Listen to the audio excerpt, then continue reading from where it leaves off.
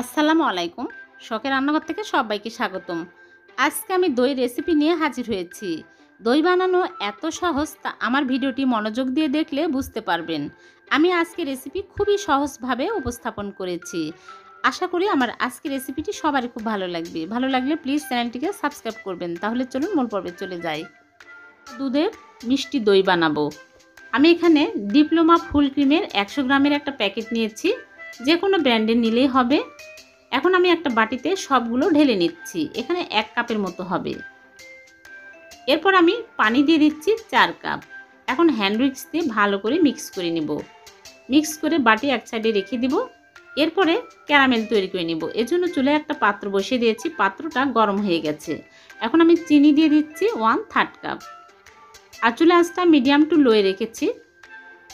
আমি এখানে পানি ইউজ করব না। আস্তে আস্তে চিনি গলে সুন্দর কালার চলে আসবে। আপনারা চাইলে পানি দিয়ে ক্যারামেল তৈরি করে নিতে পারেন। আর বেশি আছে ক্যারামেল তৈরি করবেন না, তাহলে চিনি তাড়াতাড়ি পুড়ে তিতা হয়ে যায়। দেখুন অনেক সুন্দর কালার আসছে। এর চেয়ে বেশি কালার করবেন না, তাহলে পুড়ে তিতা হয়ে যাবে। এখন আমি সবগুলো দুধ ঢেলে দিচ্ছি।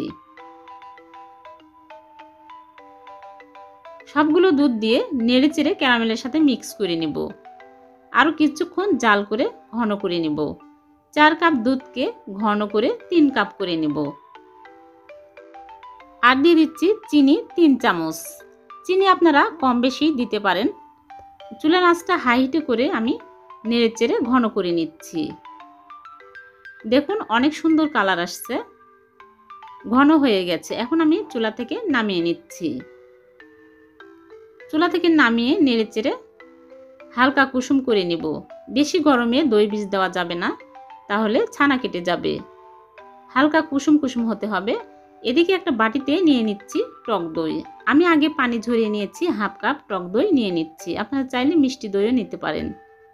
এখন হ্যান্ড উইক্স দিয়ে ভালো করে ফেটিয়ে নেব। ফেটানো হয়ে গেলে আমি দুধের মধ্যে সবগুলো দই বীজ দিয়ে দিচ্ছি।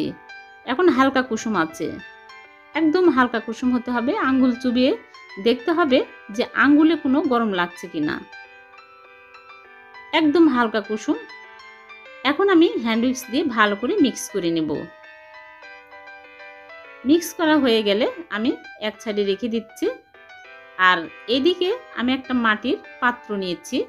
এখানে আমি দই বসাবো। মাটির পাত্র আমি আগে ধুয়ে শুকিয়ে নিয়েছি। মাটির পাত্রেই বেশি সুন্দর হয় দইটা।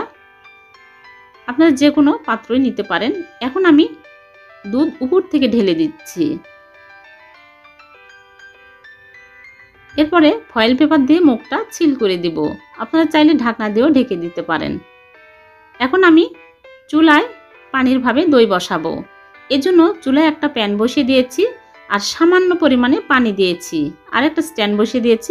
স্ট্যান্ডের নিচ পর্যন্ত পানি থাকতে হবে। পানি বলক উঠে গেছে। এখন আমি দইয়ের পাত্র বসিয়ে দিচ্ছি। এখন ঢাকনা বন্ধ করে রেখে দিব 30 মিনিট। আর চুলার আঁচটা একদম লো আঁচে করে রেখেছি। আর ঢাকনা ফুটোটাও বন্ধ করে দিয়েছি। 30 মিনিটের মধ্যে ঢাকনা একবারও খুলবো না।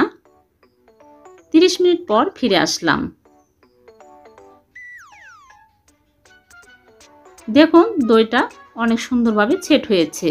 এখন আমি বের করে নর্মাল ফ্রিজে রেখে আসবো ঠান্ডা হওয়া পর্যন্ত। আপনারা যদি দেখেন যে দইটা 30 মিনিটে জমেনি, আর কিছুক্ষণ রেখে দিবেন। তারপর নর্মাল ফ্রিজে রেখে দিবেন, তাহলে সুন্দরভাবে সেট হবে। আমি ফ্রিজ থেকে বের করে নিয়ে আসলাম। দেখুন কত সুন্দরভাবে দইটা সেট হয়েছে, আঙ্গুলে লেগে আসছে না। এখন আমি কেটে আপনাদেরকে দেখাচ্ছি কত সুন্দরভাবে দইটা সেট হয়েছে।